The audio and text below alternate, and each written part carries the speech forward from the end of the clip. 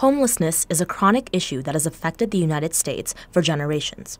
While its cause is attributed to many factors, some believe the recession has had a drastic impact on individuals and their ability to maintain basic living costs. People had trouble, they lost their jobs, they had trouble paying for things, and then people would start losing their homes, and houses would simply be abandoned and taken over by banks. And it's just the sad reality of watching these things roll out. The challenge that we have is that there aren't the kinds of jobs here that pay, either that pay enough or enough of those jobs that pay enough for individuals to afford the housing in this town. And the kind of folks we shelter are mostly people who have low-skilled jobs if they can get a job, and so they are victims of this national trend.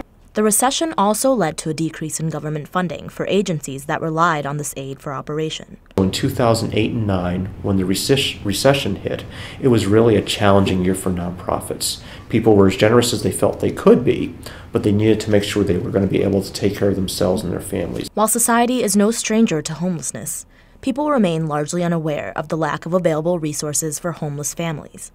This challenging issue continues to be a concern for our community. When families end up in this sort of tough place, a lot of the support systems and services just aren't organized to actually accommodate whole families. We now have an organization called New Hope Family Shelter that houses families, intact families, and they're always full. They're always at capacity. It's a fairly small capacity.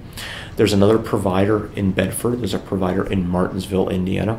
And so our agencies work very closely with the providers in our region to make sure that people have those services. There are more people, more families needing shelter than we can accommodate. We've got room for 6 families at a time, and we can't put others up.